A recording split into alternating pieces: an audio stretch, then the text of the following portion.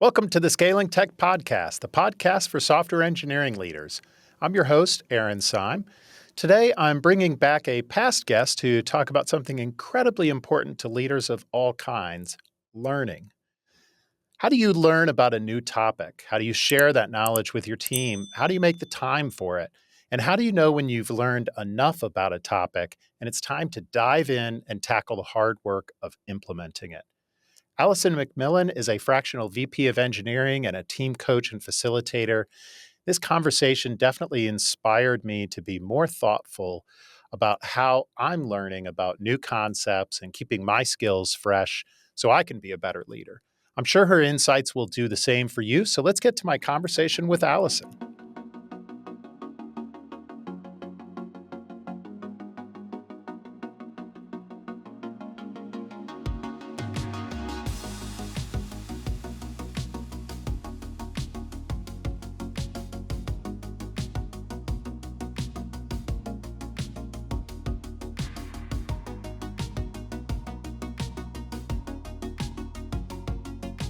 Allison McMillan is a fractional VP of Engineering and leadership consultant with over 25 years of design and facilitation experience for gatherings, covering everything from meetings and strategy planning sessions to offsites and conferences.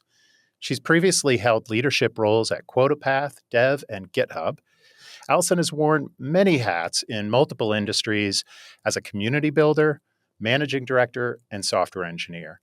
Allison started a podcast about being a parent in tech, parent-driven development, and is an internationally recognized keynote speaker.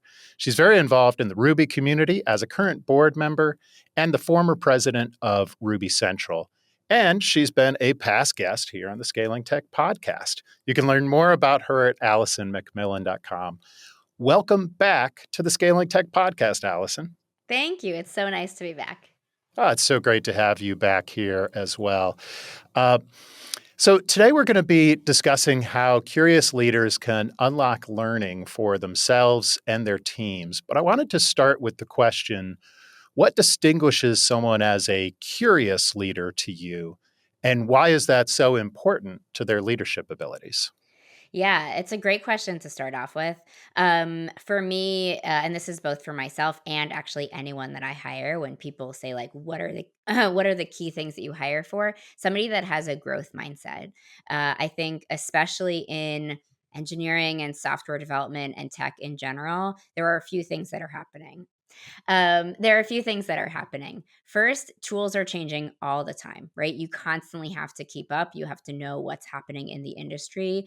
And you have to know how to best utilize yourself and your time and your abilities and your team's time and abilities. So there's just a lot to keep up with all the time. And then, as a engineering leader, we are constantly put in new challenges, in new situations, in new like, hey, is it possible to do this? And the answer is always like, I'm sure it is. Let me see and figure out what that actually looks like, right? Because everything is possible. The question is, how is it possible? What does it look like? What does it cost? Right? Those sorts of access, those sorts of aspects. But what it means is that you always have to be curious. And sometimes I'll say this last bit about being a curious leader. Sometimes you have to figure out if the question that you're being asked is actually the right question. And in terms of like leading with curiosity, there's also a piece sometimes of, okay, I'm being asked to do this thing. Why, right? Like, what's the reasoning behind it? Especially in leadership, it's coming from the CEO, it's coming from maybe somebody technical, maybe somebody non technical, right? What is the thing that we're trying to accomplish? What's the question that we're trying to answer? Which is sometimes the thing that you're being asked, and sometimes not the thing that you're being asked. Yeah, those are all great points. And one that particularly jumped out at me, just because it's top of mind for me, is you talked about looking for curiosity and a growth mindset when you're interviewing people as well. And I'm in the process of interviewing for a new management position in our company. And so this is very top of mind for me. So if you're interviewing me and you're watching this, ask me questions, right? I always leave a spot, even in short time windows for an interview where I say, like, questions do you have for me? either about my company or what we just described in this role. And too often people say, "Oh, I don't really have any questions. I think you explained it well." I'd like to think I'm explaining it that well, but probably not. There's got to be something that you can ask, right? Show that curiosity, right? Because I think that is so important in leadership. So, particularly when I'm looking at someone in a management role, that's really important to me, seeing that. And the other thing that you said that made me think of, too, how do you notice like a growth mindset in those sorts of situations when you're considering someone for a management role is I forget exactly how you phrase it, but basically saying, I don't know how exactly this can be done yet, but we can figure it out, right? That attitude, that sort of can-do attitude, that growth mindset, I love that too, because I think a curious leader, maybe part of being a curious leader is also being a humble leader, in the sense that you recognize when you know something and when you don't know something, but always having that it's part confidence, but also just part curiosity of saying, yeah, well, we can figure it out. Yeah. Let me get back to you on that. Yeah. I think also sometimes I know this happens with me and a lot of engineering leaders that I know. Sometimes we lead with we lead with the I want to say questions, but with the blocker questions, right? Sort of the like, oh, you said this idea, and here are immediately the 10 things that come to mind that like feel Right. worrisome, concerning, not doable, blah, blah. And so sometimes what I'll say there is something like, okay, here are some questions that I have about this, or here are some things that I'm concerned about, but let me do a this is my gut, like this is my initial opinion, or like I have seen this before. This was my past experience. Let me confirm it. Let me check it. Let me ask a few people, do a little bit of digging, etc., so that it doesn't come off as like stop energy or blocking Right. or like, oh, this person thinks that my idea is a bad idea. Maybe you do think it's a bad idea, but like maybe, again, right, like industry changes so quickly, so like maybe it was a bad idea 4 years ago when I last encountered it, but maybe now there are tools, safeguards, checks, new languages, like new things that make it a less bad idea. Exactly. Less bad idea. Exactly. No, it's great. I mean, yeah, I like that. That phrase "stop energy" that you used is a good one for that. That resonates with me because I think you want leaders to it be like the extremes maybe are to the stop energy on the one end, the person who always leads with a negative around any idea or concept presented to them, whether that's by management or by a customer or by their team, whatever the case may be.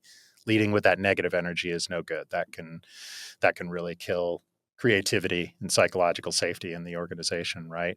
But then maybe the other extreme, because there are bad ideas out there, and sometimes those of us in senior management are Yeah. responsible for those bad ideas, and we need to be told that, right? So the other extreme is that improv style of yes and right, Yeah. which I like a lot about that, and I think there's a lot to be learned from improv in like management and consulting, and so it's something I hear people reference regularly.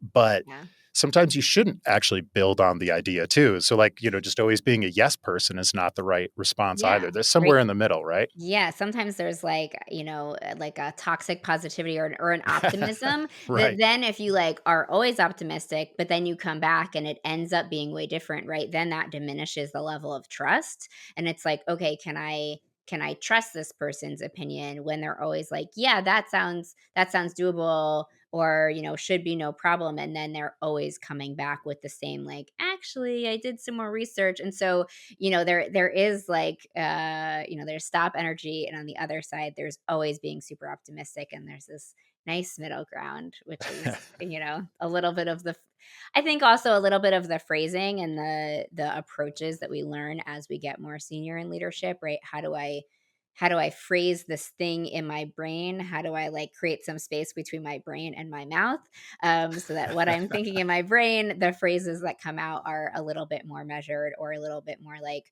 okay, here are my thoughts and here are the next steps that I'm going to take. Well, you're teaching. We're only a few minutes in here, Allison. You're already teaching me a few great phrases because I don't think I've heard toxic positivity before. But maybe that's just because no one's ever accused me of being toxically positive. But but hopefully not quite to the stop energy side either.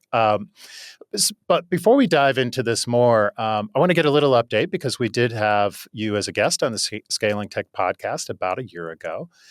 We spoke in that conversation about team offsites and engineering team health, and definitely recommend to our listeners go back and check that episode out. It was a really great conversation. But tell us a little bit of what have you been working on since we spoke last year? It's a great question. I have been super lucky. I've had an incredible year with a whole variety of experiences, which is sort of how I like it. A balancing of the different services that I offer. So, I offer fractional VP of Engineering leadership or CTO, fractional CTO. I offer one-on-one advising and mentoring, and then I offer meeting design support and facilitation. And again, like you said in my bio, right, that's everything from we have this meeting that needs to be revitalized to like we need to do a strategic planning session to what is our company prioritizing and why to engineering team offsite or company offsite, etc. So yeah, so I have had the opportunity to really do a variety of all of those things. I've had a bunch of amazing clients, a few sort of longer term fractional ones, and then I've had the chance to facilitate just a ton of offsites and gatherings, again, from whole companies to engineering teams to nonprofits and government, and really helping them like prioritize and plan and get individuals working better together. So it's been a great year. I've been super, super fortunate and lucky, but it's really worked with a lot of amazing people over the last year. That's fantastic. That does sound like quite a year for sure. Congratulations on that. So let's start to move towards the topic for today about learning for the curious leader and their team. And so let's start first kind of individually. What's your favorite way to learn as a leader? My favorite way to learn as a leader is to like dig in and start doing things again, right? It's that growth mindset of like, okay, how do I figure out how to learn this thing? I think these days it's a mix of using AI to ask some of the questions that I want to or need to ask. I also I've done a bit of sort of network mapping so that I know, again, I've been fortunate not just in the last year, but throughout my career to work with really awesome people who are incredibly smart, much smarter than I am and doing awesome things. And so when a question comes up, that's also sometimes, especially if it's something that I'm way less familiar about, that I feel like is much further outside of my like wheelhouse or comprehension, I will sit down and think, who do I know who knows a lot about this topic, who I might be able to grab 15 or 30 minutes on their calendar just to ask for some questions, some pointers, right? How can I do enough research beforehand to know sort of what to ask, and then chat with someone to get enough of a primer to see if I'm moving in the right direction, and then be able to move further in that direction. One thing that I'll add, that I do like to add because I learned this when I had kids, was that for birthing individuals in particular, actually your brain can change through that process. And so, one of the things that I always like to mention when we talk about learning is that how you learned previously might not be how you learn today. I had this after my first, I had this sort of, I want to say, like 2 3 month freak out because what I had done to learn in the past, which was like diving in, reading, reading a lot, etcetera, was not working for me, and I had this moment where I was like, "Oh my god, can I just not learn new things? Like, is my learning over and done?" And I sought out actually, like, a handful of other moms in particular, and they were like, "No, no, like, sometimes your brain just, like, totally reorganizes itself, and so what has worked for you in the past." So, this is like a little known fact that I always, as a woman in tech with kids, I always like to sort of pop into, anytime that I'm talking about learning, because it's important for women to know, and it's important for managers to know, right? When folks are coming back from maternity leave, like it could be that methods that worked in the past are not what work, and it might take that person a couple of weeks, a month or 2 to, like, figure out what their new learning style is. So, yeah, so that's generally my approach. I mean, I think for me also with kids, like, everything has to fit within work hours. So, it's great when people are like, "Oh, and then I, like, do some open source, or I'll, like, do a toy project over the weekend." Like, those things aren't options for me. And so really figuring out how to, like, maximize my time, and again, that's why it's like time box research, who can I talk to, what AI tools or other tools are sort of at my disposal, focused additional research. Oh, that's great. And I think we're going to dive into several of those in more details. But those are great things to mention there for sure. One you mentioned, as a parent, and I can certainly resonate with this too, of not having the time on weekends as much to, to do a side project, to experiment with things. Uh, my kids are now both in university, so I'm starting to realize that how much time I didn't have in the past that I do now and have the opportunity to fill it with a little bit. So, that creates some opportunities, some time boxes for learning that I didn't have previously either. But I think, regardless of the stage of life that we're at, it's always hard to make time for these things. So, how do it, especially for, like you're running your own business, I'm running a business, how do you make the time for learning? It's not a billable hour. So sometimes it's hard to fit in. I mean, I would push back a little bit about if it isn't a billable hour, right? If I am more capable to accomplish the like to accomplish the work by, spending some time learning, right? Like that is an aspect of, I'm not going to walk into every situation and know everything. Now, I've been doing this for long enough and at enough companies that there are a bunch of things that used to be sort of heavy research projects that now it's a little bit like, okay, this is a relatively common problem. I just have to figure out what flavor of this problem and what flavor of, solution sort of works for this company, which is still learning, but tends to be more of like I guess like sociological. It's a little bit more like people learning as opposed to like, okay, subject matter expertise learning. But I think you just have to make the time for it. And I think part of making the time for it is I'm like pretty ruthless about my schedules and about the tools that I use to like keep myself to keep myself organized. There are a lot of them, and sometimes I walk people through my system and they're like, wow, that's like a lot, and I'm like, yeah, but this is how my life goes, right? Like this is the way that I can manage all the different things that I'm doing and involved in. And then again, I think it's about knowing for every situation, how much do you need to know, what that level looks like, getting better and better at identifying rabbit holes, right? And also getting better at clarifying what the assumptions are. So with the person who's asking the question, if I know I'm about to dive into something, it's like, okay, I am making these three assumptions. Are those correct assumptions, right?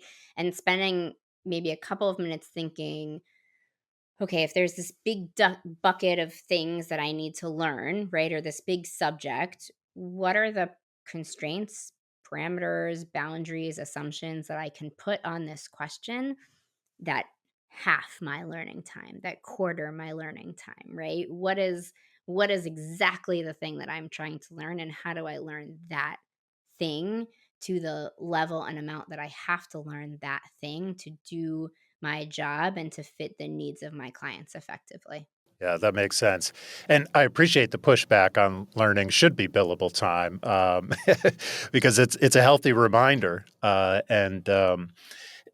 think for me personally, I guess as a leader, one of the things that I've learned is incredibly important for me to have the space to learn is proper delegation and creating that margin. I often think, and may have mentioned it on the podcast before as well, one of the more impactful quotes I heard from a speaker at a conference one time, and unfortunately I don't remember who it was or even the full context of it, but what they talked about almost as like a sidebar was the importance of having margin in their lives.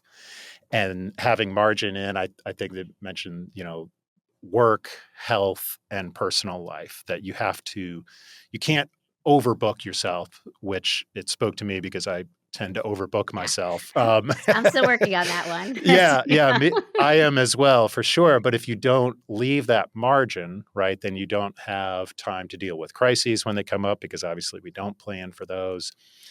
And you don't have time for learning and personal growth, right? And so I think something I've learned and have gotten a little bit better at least, is through better delegation, creating margin for myself to do some learning and kind of. I'll give one example of something I did in that. If I've had my company for about 15 years now, and it's probably been 12 years since I pushed code to GitHub that a client should use, right? And at this point, none of our clients would want me to write code for them. We have people much smarter than me for that. But nonetheless, sometimes, I kind of my business and leadership side starting to feel a little too far from it. And so created a little bit of space in my schedule the last few months to do a little side project myself in Rails, which I hadn't written anything using Rails in a long time. And it was partly just to refresh my skills a little bit as a coder, but also it was a good excuse for me to experiment with how could I use ChatGPT as a coding assistant, because obviously everybody's talking about that. People do it all the time, and there's a lot of benefits that we're seeing from that, but I hadn't personally experienced it and kind of wanted to get a little bit more of a sense for that. So managed to create, I guess what you could call billable time, time within my 9 to 5, so to speak, to work on this for a few weeks. And it was a really healthy exercise for me personally. Came away from it pretty impressed, by the way, but also I think a tempered enthusiasm for how much we can use AI to improve our work as developers, and for that situation in particular, where I'm just like, I know there's a way to do this, but I don't remember the syntax of Rails create or whatever. Like it just walked me through that. It made me so much more efficient in relearning something that I used to know better. Yeah, one of my favorite ways to use AI is when I am thinking about a concept, and or I'm trying to sort of brush up on something. I will ask it to explain something to me like I'm 5, and then to explain it to me like I'm 10, and then to explain it to me like I'm 20, and then to explain it to me like I'm a seasoned, experienced professional. And honestly, like that is the fastest way that I even just get sort of that initial primer, because it's interesting to see those sort of developmental like, okay, what's the simplest explanation, and then how does it get built on and built on and built on. And it's like a really, really fast, easy way just to be like, okay, what are the core things that it also helps with terms or jargon that I should then be, sort of researching or asking about afterwards. I can ask then sort of like, oh, are there different interpretations around this point? What are the like, what are the different things to look into? But yeah, 5, 10, 20 seasoned professional. It's one of my favorite uses of AI. That's a great tip there for sure. I like that a lot. I've heard before. I've kind of you should give a little more context, or sort of almost like a persona of how the LLM should explain something to you, but doing it in steps like that. I'm gonna use that myself for sure. I love that. That's great advice, Allison. Thank you. I want to take a moment to tell you about our sponsor, WebRTC Ventures. At WebRTC Ventures, our teams are experts in building live video into your web or mobile applications. We've literally built hundreds of them.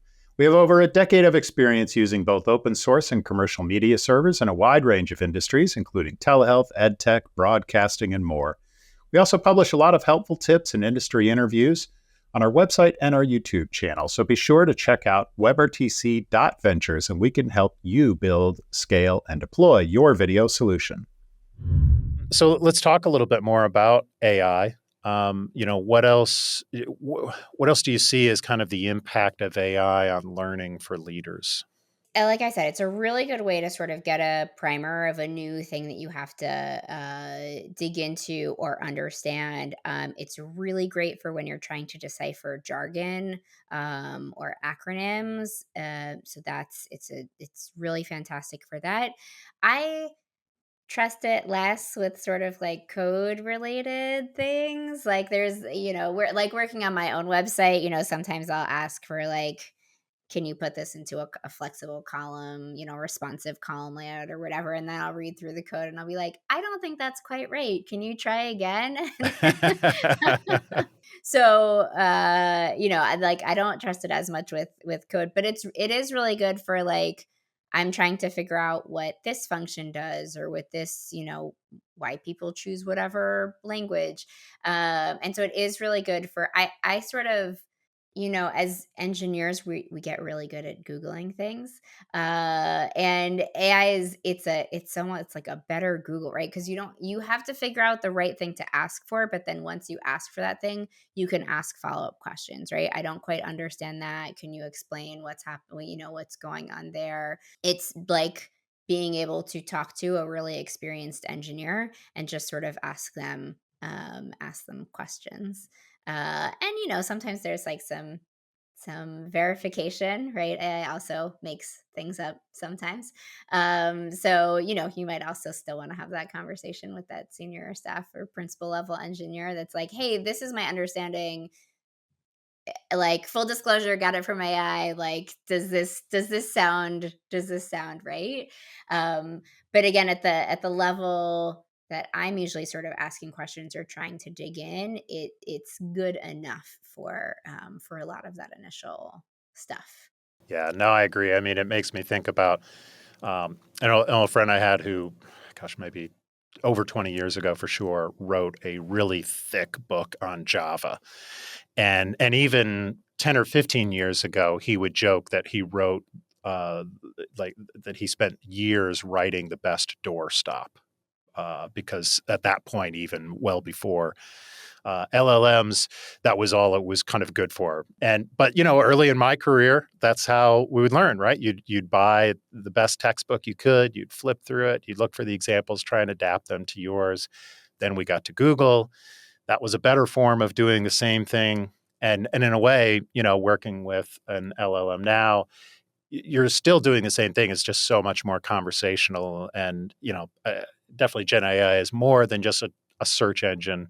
But that's where I really, that analogy makes a lot of sense to me. It's just this being this incredibly helpful and conversational search engine for us. But just like you wouldn't cut and paste one of those examples, even from that Java book, 30 years ago, and then just call that your production application. You've still got to adapt it to what you're doing. Yeah. I mean, this has less to do with learning, but it also speeds things up. Like, here's the information. Can you summarize this into, three key bullet points? Or, I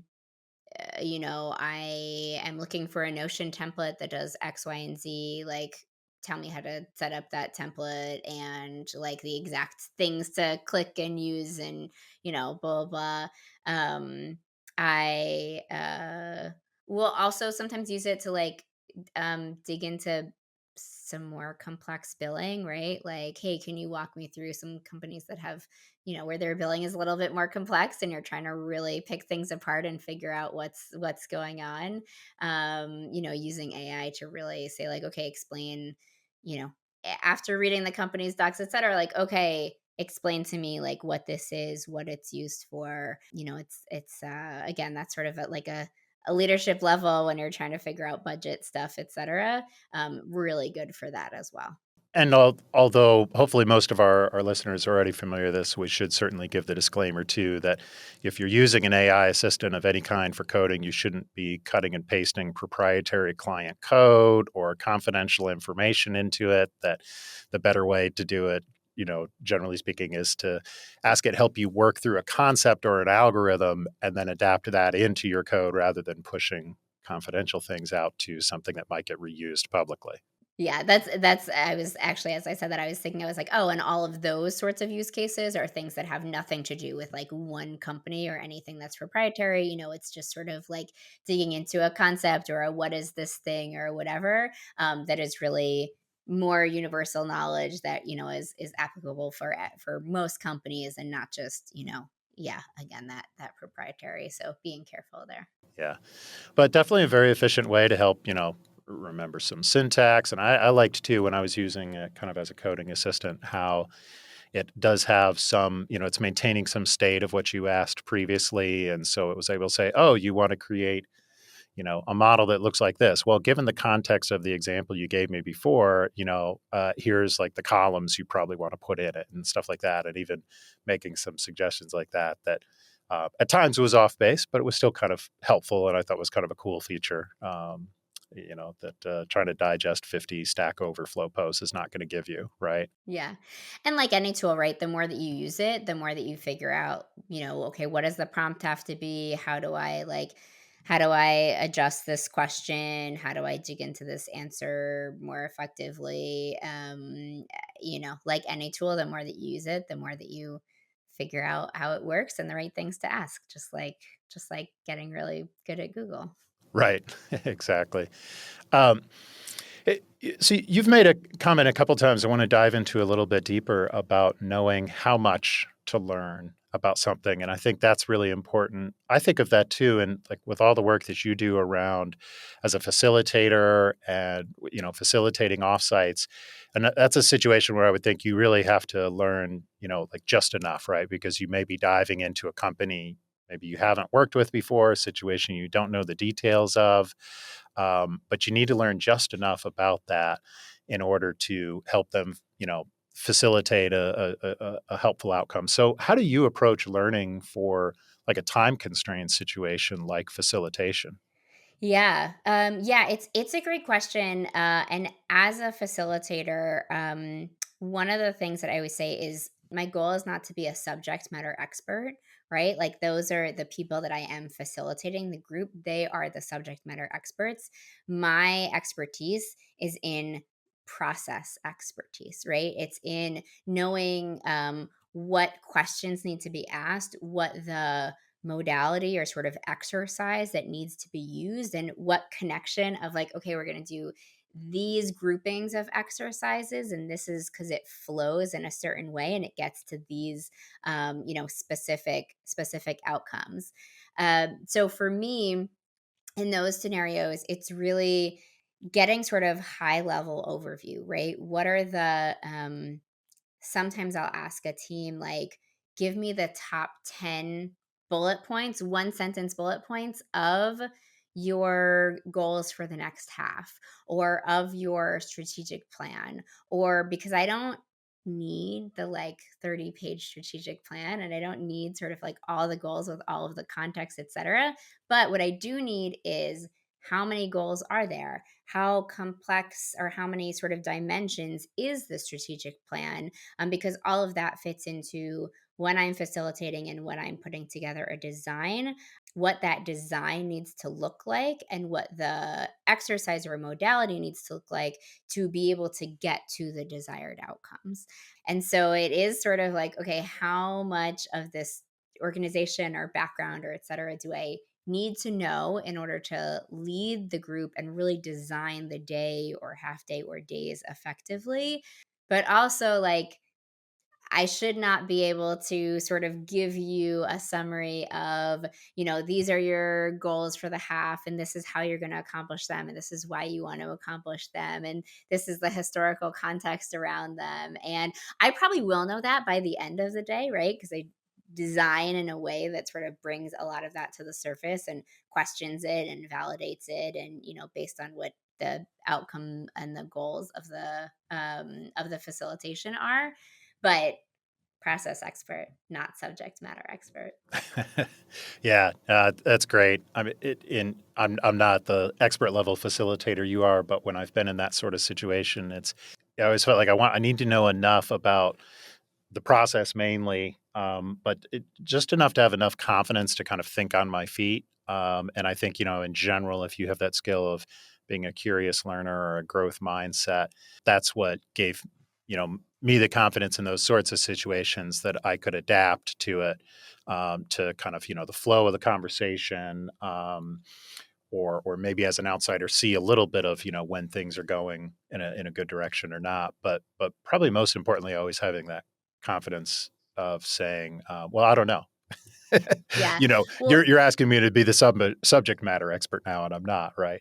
yeah. And some of the training that I've gotten has been around how to bring that back to the group, right? So how to effectively, when a question is directed to me, how to effectively say like, that's a really interesting question. Who feels like we need to dive into the context in order to be able to move forward? Or like who can talk to that? And there are a few different sort of like design ways that on my feed I can sort of be like, okay, we're going to take 5 minutes and put a post-it board up, or we're going to take 5 minutes and these three people are going to sort of like think about, okay, what's the most important information to mention to the rest of the room.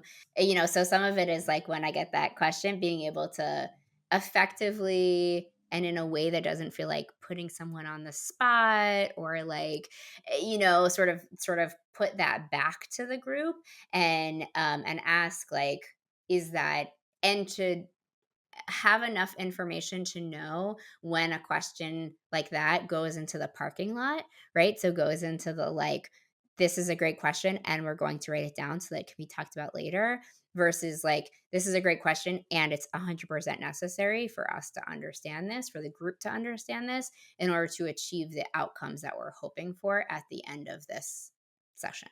That makes sense.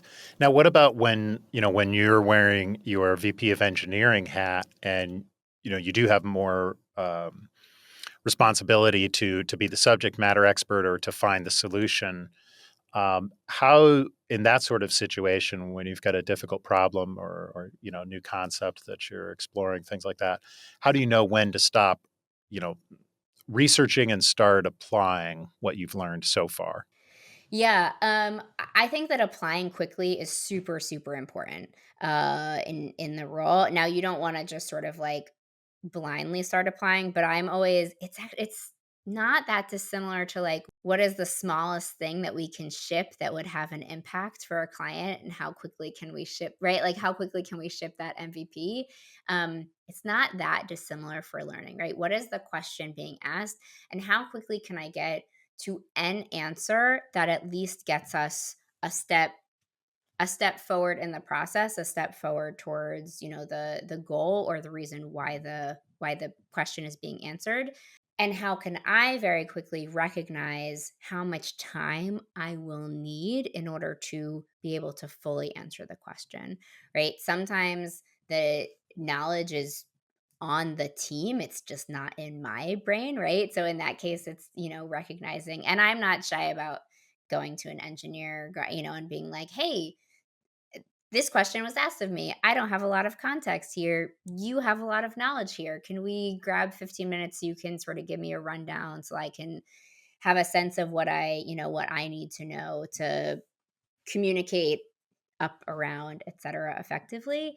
Um and if not, it's knowing like, okay, I know 20 people that have this knowledge and I can probably get on someone's calendar in the next 24 hours, versus like, I know one person with this knowledge and like it might take, a week to get a more full answer in a way that I'm really comfortable with, sort of thing. But I think that it's always important to think about what is a slice or a piece of the answer that I can get that moves us. Again, it's like shipping an MVP or like getting a different error message, right? Like, what is the thing that you can do to move the step forward? Yeah, absolutely. Yeah, I've always thought with engineers in particular, we want to not only do we want to solve a problem, in its entirety, but we want to come up with the best, most perfect solution to it many times, and that hinders us, right? That sends us down the rabbit hole that you mentioned earlier. And so I've always thought in, like an agile team, sometimes we talk about, putting in like a technical spike to explore something as part of a sprint, and just time boxing that, since you don't know how to estimate it necessarily, because you don't know what you're going to learn. You don't know how you're going to apply that yet, but you know that you probably shouldn't do too much. You shouldn't spend the whole sprint working on that research question, for example. And sometimes it's aligning, like you mentioned priorities before, right? And in terms of like making time for learning, it's also like, what am I not going to prioritize? What is going to fall on the floor or happen next week or next month so that I have time for learning? Sometimes with these questions, it's also making sure that I'm aligned with when there will be an answer. Like, is this a this day problem, a this week problem, this month problem, a this year problem, right? Because I can keep things on my list, but I know actually I have 2 or 3 months to like dig into this and look into this and I want to make progress on it, but it doesn't need to be super quick, immediate turnaround time versus like, no, we have to figure this out like literally within the next 4 business days to, be able to provide an answer. Yeah, exactly. I mean, and sometimes our role as a leader is not to be the person necessarily to find the solution, but to be the servant leader to the team and help them with what they need in order to do it. So things like, um, you know, uh, you mentioned network mapping and sort of looking at, who do I know that might be able to help with this issue, who has more expertise in this area, and making those connections for yourself and for the team. And then I think that last one you just mentioned about helping understand the priority of this is incredibly important, because I'm as guilty as anybody of this. When a crisis happens or something unexpected happens, I want to make it go away right away. But that doesn't mean the check engine light on my car has to be dealt with today, right? You know. Yeah.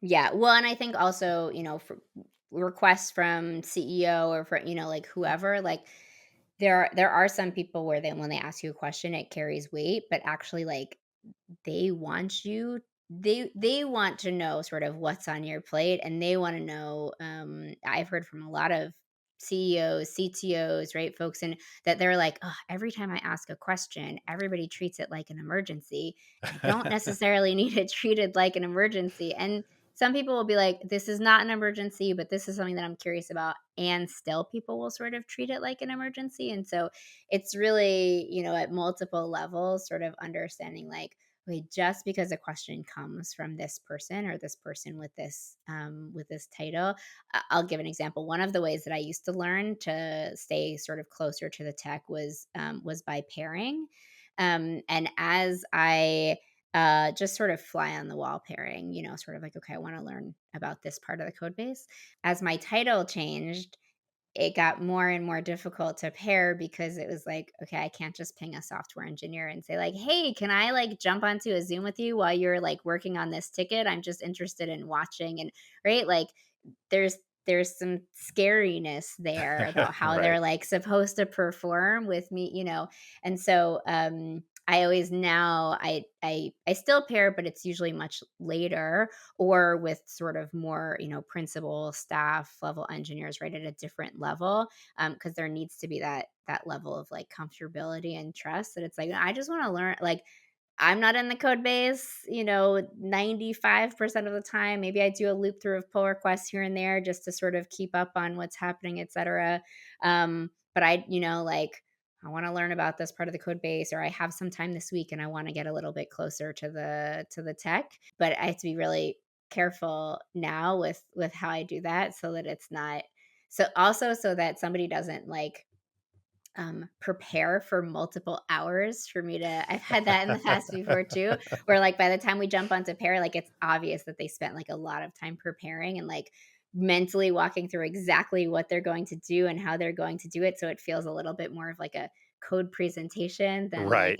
oh, I'm just trying to like figure out how to solve this bug or like, figure out how to do this next thing on this feature. So, also just helping to with that alignment, helping to understand like you can ask that question. You can ask that question of like how important is the answer to this question to you, and how robust or full, and how I'll add another dimension.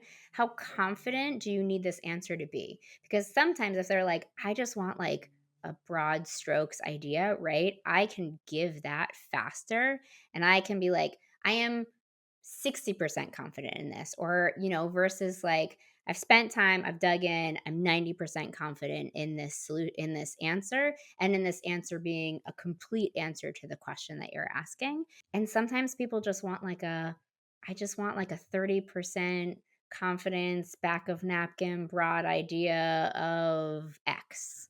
Yeah, so knowing what are we going to do with this learning? What's the outcome that we expect from it? Yeah. So as we wrap up here, I think my last question for you is kind of just building on that a little bit. What else can we do as leaders to help our team learn and to help share our curiosity with them, but more importantly, help them to be curious. So it's not just, us like teaching or instructing the team on something, but the team builds a communal sense of curiosity amongst themselves. I mean, I think the first two things are making it okay, right? Really explicitly like saying, I am learning this thing, or this is how I learn, or this is how or even explicitly saying, like, I am asking you this question. Let me know what time you need or what resources you need to dig into it to find out the answer, right? So I think the first thing is just being really explicit and making them know that it's okay, and role modeling what it looks like. I think beyond that, I've been doing some interesting things recently. Some people, I always check, like, is this something that you think you'll like love or hate? Because I feel like people either love or hate it. But I've been using Loom more often for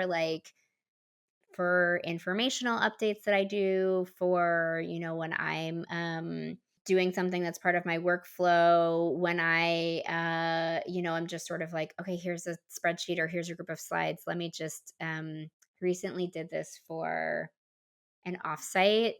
Like, I didn't really want to set a synchronous meeting, but I just sort of wanted to walk them through like what the plan was. And so I just put together a real quick Loom to give a sense of that. And voice notes. I feel like voice notes is sort of a little bit of like a generational thing. Like, some people love voice notes and some people hate voice notes. But what I've realized is, like, there are times when I go to start typing something and I'm like, okay, I could type this and then refine it and then make sure it's clear and then format it and then whatever. Or actually, I think that what I'm asking will come across more effectively in a voice note, or what I'm the question that I'm trying to answer, or whatnot. So, we have these new tools. We have AI, we have Looms, we have voice notes, right? And knowing who loves and hates those, but also like sort of utilizing those more. The last thing that I will do, and this is less about like encouraging curiosity and more about when somebody's trying to learn something that is in my wheelhouse or is in my brain that I'm delegating or that I'm handing over. That's also actually where Looms are really good. If it's something that I'm delegating, I will just record like, this is what it looks like for me. This is what I do. Change it up however you'd like, but at least now you have sort of a baseline of what it looks like.